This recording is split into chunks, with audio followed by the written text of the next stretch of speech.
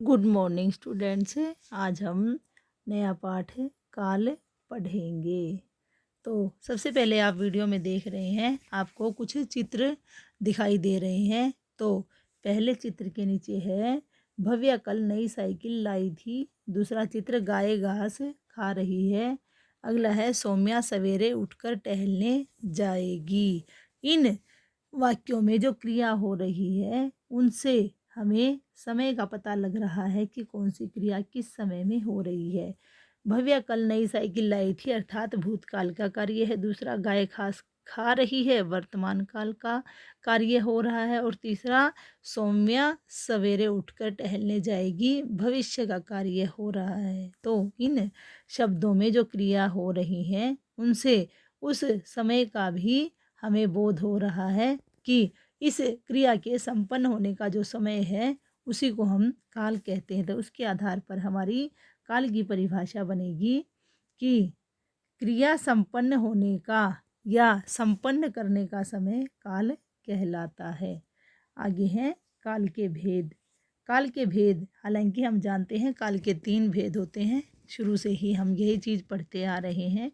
पहला भूतकाल, दूसरा वर्तमान काल और तीसरा भविष्यत काल होता है। तो सबसे पहला भूतकाल। भूतकाल की परिभाषा के बारे में देखिए। क्रिया के जिस रूप से कार्य के बीते समय में होने का पता चलता है उसे भूतकाल कहते हैं।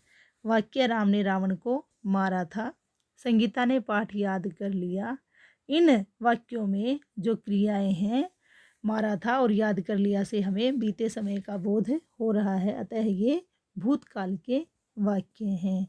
आगे हम पढ़ेंगे भूतकाल के भेद। भूतकाल के 6 भेद होते हैं। सबसे पहला सामान्य भूत। क्रिया के जिस रूप से कार्य के बीते हुए समय में सामान्य रूप से होने का पता चलता है उसे सामान्य भूतकाल कहते हैं। उदाहरण, अंकित ने आइसक्रीम खाई, दादी जी ने कहानी सुनाई। इन क्रियाओं से हमें पता लग रहा है कि ये क्रियाएं अभी बीते हुए समय में सामान्य रूप से हुई हैं। अगला भेद है हमारा आसन्न भूत। क्रिया के जिस रूप से यह पता चले कि कार्य अभी अभी समाप्त हुआ है उसे आसन्न भूत कहते हैं। भानु ने मिठाई खा ली है, बिल्ली अभी अभी ऊपर गई है। इस वाक्य या इन दोनों वाक्यों से हमें पता चलता है कि कार्य थोड़ी देर पहले ही समाप्त या खत्म हुआ है, अतः ये क्रियाएं आसन्न भूत की हैं। अगला भेद है पूर्ण भूत। क्रिया के जिस रूप से यह पता चले कि कार्य बहुत समय पहले समाप्त हो चुका है वह पूर्ण भूत कहलाता है।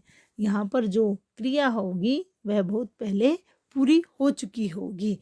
तो यहाँ पर इसका सबसे अच्छा वाक्य है, महाभारत के युद्ध में श्री कृष्ण ने पांडवों का साथ दिया था। बहुत समय पहले यह कार्य संपन्न हो चुका है। अगला है शिखा ने आम खाया था, वह कार्य भी हो चुका है। तो इस प्रकार यहाँ पर हम पूर्ण भूत के इन वाक्यों के आधार पर कह सकते हैं कि ये कार्य पहले समाप्त हो चुके हैं। इसके बाद हम पढ़ते हैं कि पूर्ण भूत के दोनों वाक्यों के आधार पर कि यह कार्य बहुत पहले संपन्न हो चुका है। अगला जो चौथा भेद है वह है अपूर्ण भूत। अपूर्ण भूत के अनुसार क्रिया के जिस रूप से यह पता चले कि कार्य जो भूतकाल में आरंभ हुआ था अभी समाप्त नहीं हुआ है उसे अपूर्ण भूत कहते हैं। अर्थात कार्य वो चल रहा है, जैसे बादल गरज रहे थे, हनी सो रहा था। तो इन क्रियाओं से पता चलता है कि कार्य बीते समय में शुरू तो हुआ था परंतु अभी तक समाप्त नहीं हुआ है, अतः ये अपूर्ण भूतकाल के उदाहरण हैं। अगला है आपका संदिग्ध भूत। क्रिया के जिस रूप से यह स्पष्ट न हो कि कार्य भूतकाल में पूरा हुआ या नहीं उसे संदिग्ध भूत कहते हैं। संदिग्ध शब्द का अर्थ होता है जिसमें संदेह हो, वहाँ पर संदिग्ध भूत होता है। तो वाक्य देखिए, तुम्हें अपना उपहार मिल गया होगा, डाउटफुल है, न भी मिला हो। सारिका ने ताजमहल देख लिया हो, शायद नहीं भी देखा हो, वो गई ही ना हो, तो डाउटफुल है यह चीज़। तो इन क्रियाओं से पता चल रहा है कि कार्य भूतकाल में पूरा हुआ या नहीं हुआ, ये डाउटफुल है, अतः संदिग्ध भूत के उदाहरण हैं। अगला है हमारा हेतु हेतु मद भूत। क्रिया के जिस रूप से यह पता चले कि कार्य भूतकाल में दूसरे कार्य पर निर्भर था तो उसे हेतु हेतु मद भूत कहते हैं। अर्थात पहली क्रिया जो है उसी के ऊपर दूसरी जुड़ी हुई होती है, टिकी हुई होती है। तो वाक्य देखिए, यदि मैं आगरा जाती तो ताजमहल अवश्य देखती है। अर्थात पहले आगरा जाना पड़ता तो ताजमहल देखा जाता। तो पहली क्रिया आगरा जाने की होती और दूसरी ताजमहल देखने की होती। दूसरा, शुभी नृत्य करती तो पुरस्कार पाती। यदि वो नृत्य या नाच करती तो उसे पुरस्कार अवश्य मिलता। तो इन क्रियाओं से स्पष्ट हो गया है कि ये एक दूसरे पर निर्भर है। अर्थात पहली सही होती तो दूसरी क्रिया भी सही संपन्न हो जाती। अब आगे हम पढ़ेंगे वर्तमान काल। क्रिया के जिस रूप से कार्य के वर्तमान समय में होने का पता चलता है उसे वर्तमान काल कहते हैं। जैसे मोर नाच रहा है, बच्चे क्रिकेट खेलते हैं। इन वाक्यों की क्रियाओं में जो कार्य हो रहा है उससे पता चल रहा है कि यह चल रहे समय का बोध करवा रहे हैं। अतः ये वर्तमान काल के वाक्य हैं। और इसके साथ ही जिस प्रकार हमारे भूतकाल के भेद थे उसी प्रकार वर्तमान काल के भी भेद हैं। तो पहला जो भेद है वह बिल्कुल भूतकाल की तरह ही सामान्य वर्तमान होगा। दूसरा अपूर्ण वर्तमान और तीसरा संदिग्ध वर्तमान, जो कि हमने अभी भूतकाल में भी पढ़ा है। तो पहला सामान्य वर्तमान, क्रिया के जिस रूप से कार्य के वर्तमान समय में सामान्य रूप से होने का पता चलता है उसे सामान्य वर्तमान काल कहते हैं। जैसे मोहित खेलता है, भावना नाचती है। अगला भेद है आपका अपूर्ण वर्तमान, क्रिया के जिस रूप से यह पता चलता है कि कार्य अभी हो रहा है उसे अपूर्ण वर्तमान कहते हैं। जिस प्रकार माताजी रामायण पढ़ रही हैं, अर्थात अभी तक पढ़ रही हैं, उन्होंने खत्म नहीं की है, छोड़ी नहीं है, वर्षा हो रही है, अभी भी यह कार्य हो रहा है। तो इन दोनों वाक्यों से हमें पता चलता है कि रामायण पढ़ने और वर्षा होने की जो क्रिया है वो अभी भी चल रही है। अतः ये अपूर्ण वर्तमान की क्रियाएं हैं। इसके बाद हम आगे पढ़ेंगे संदिग्ध वर्तमान। संदिग्ध वर्तमान, क्रिया के जिस रूप से कार्य के वर्तमान काल में होने या करने में संदेह का बोध होता हो उसे संदिग्ध वर्तमान कहते हैं। पहला वाक्य, नीति स्कूल जाती होगी, पिताजी पुस्तक लाते होंगे। इन दोनों वाक्यों में क्रियाओं से स्पष्ट है कि कार्य वर्तमान काल में होने में अभी संदेह है। संदिग्ध अभी आपको बताया था कि जिसमें संदेह हो, डाउट हो, तो बिल्कुल वैसे ही ये वाक्य है। तो ये संदिग्ध वर्तमान काल के वाक्य हैं। तीसरा भेद है काल का आपका भविष्यत काल। भविष्यत काल, क्रिया के जिस रूप से कार्य के आने वाले समय में होने का पता चलता है उसे भविष्यत काल कहते हैं। वाक्य देखिए, बढ़ई कल मेज बनाएगा, कल बाजार बंद रहेगा, बच्चे कल पिकनिक जाएंगे। तो इन वाक्यों की क्रियाओं से हमें आने वाले समय का बोध हो रहा है या पता लग रहा है। अतः ये भविष्य काल के वाक्य हैं। जिस प्रकार भूतकाल और वर्तमान काल के भेद थे उसी प्रकार भविष्यत काल के भी भेद हैं। तो यहाँ पर पहला भेद सामान्य भविष्यत रहेगा और दूसरा संभाव्य भविष्यत रहेगा। पहला सामान्य भविष्यत, क्रिया के जिस रूप से किसी कार्य के भविष्य में सामान्य रूप से होने का पता चलता है उसे सामान्य भविष्यत कहते हैं। वाक्य, मनीष कल बंगलोर जाएगा, माँ कल जलेबी बनाएंगी। ये भविष्य की बात है, ये कार्य कल या आने वाले कल में पूरे होंगे। अगला है आपका संभाव्य भविष्यत, क्रिया के जिस रूप से किसी कार्य के भविष्य में होने की संभावना का पता चले उसे संभाव्य भविष्यत कहते हैं। जैसे, जब मैं घर पहुंचूंगा तो शायद मामा जी आ चुके होंगे।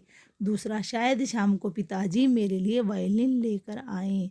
इन दोनों वाक्यों से हमें पढ़कर यह पता चलता है कि इन क्रियाओं के भविष्य काल में पूरा होने में संदेह है, इसलिए कहा नहीं जा सकता कि मामा जी आ गए होंगे या पिताजी वायलिन लाएंगे। अतः ये संभाव्य भविष्य के उदाहरण हैं।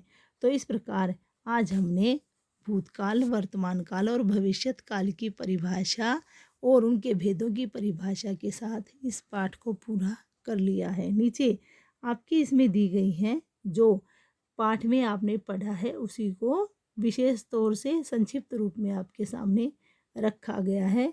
तो मुझे आशा है कि आपको यह पाठ समझ में आ गया होगा। इसके बाद हम इस पाठ के प्रश्न अभ्यास करेंगे। प्रश्न अभ्यास में आपका पहला प्रश्न है, दिए गए वाक्य पढ़िए और सही गलत का चयन कीजिए। पहला वाक्य, संभाव्य भविष्य से क्रिया के भविष्य में होने की संभावना का पता चलता है, सही है। दूसरा वाक्य, वर्तमान काल में क्रिया का सामान्य रूप में होना संदिग्ध कहलाता है, गलत है। तीसरा, अपूर्ण भूतकाल बताता है कि भूतकाल में शुरू क्रिया भी चल रही है, बिल्कुल सही है। पूर्ण भूतकाल बताता है कार्य अभी अभी समाप्त हुआ है, नहीं, कार्य पहले ही समाप्त हो चुका है, तो ये गलत है। अंतिम कार्य अभी हो रहा है, यह अपूर्ण वर्तमान काल से पता चलता है, बिल्कुल सही है। दूसरा प्रश्न देखिए, दिए गए वाक्य पढ़िए और भूतकाल के भेदों के आधार पर इनकी पहचान कीजिए। तो पहला सामान्य भूत होगा, दूसरा हेतु हेतु मद भूत होगा, तीसरा अपूर्ण भूत होगा और अंतिम आसन्न भूत होगा। इस प्रकार आपके ये पहले दो प्रश्न हो जाते हैं। तीसरा प्रश्न है आपका, दिए गए काल के भेदों से संबंधित एक एक वाक्य लिखिए। सभी काल और उसके भेदों की परिभाषा के साथ आपको दो दो वाक्य बताए गए हैं, तो आप इनके अनुसार जो समझाया गया है वो एक एक वाक्य यहाँ पर स्वयं ही लिखेंगे। चौथा प्रश्न देखिए, दिए गए निर्देशों के अनुसार वाक्यों में काल परिवर्तन कीजिए। तो यहाँ पर पूर्ण भूतकाल का वाक्य बनाना है, जब मैं घर पहुँचा तो बारिश हो चुकी थी, अर्थात कार्य पूरा हो चुका था। अगला, संदिग्ध वर्तमान, सारिका चेन्नई पहुँचेगी। अब शायद लगते ही तो कन्फर्म हो जाता है संदिग्ध वर्तमान, और बिना शायद के पहुँचेगी कन्फर्म नहीं है पहुँची है या नहीं, लेकिन पहुँचना था। तो इस प्रकार अगला है सामान्य भविष्य, दादाजी समाचार पत्र पढ़ेंगे। उसके बाद है आसन्न भूत, युद्ध में श्री कृष्ण ने पांडवों का साथ दिया है, क्योंकि आसन्न भूत में क्रिया अभी अभी चल रही होती है। अभी अभी हमने ये भूतकाल के जो भेद पढ़े थे उसमें आसन्न भूत के बारे में आपने पढ़ा भी था कि जो क्रिया चल रही है वो अभी अभी समाप्त हुई है, तो साथ दिया है, अतः यहाँ पर आसन्न भूत होगा। अगला है, बच्चे पार्क में शोर मचा रहे होंगे, संभाव्य भविष्य हो सकता है अब शांत भी हो गए हों। तो इस प्रकार हमारे इस पाठ के प्रश्न अभ्यास भी यहाँ पूरे हो जाते हैं। तो ये कार्य आपका पुस्तक में आप सुंदर और साफ करेंगे। कल हम इससे आगे का पढ़ेंगे। आपका दिन शुभ हो। धन्यवाद।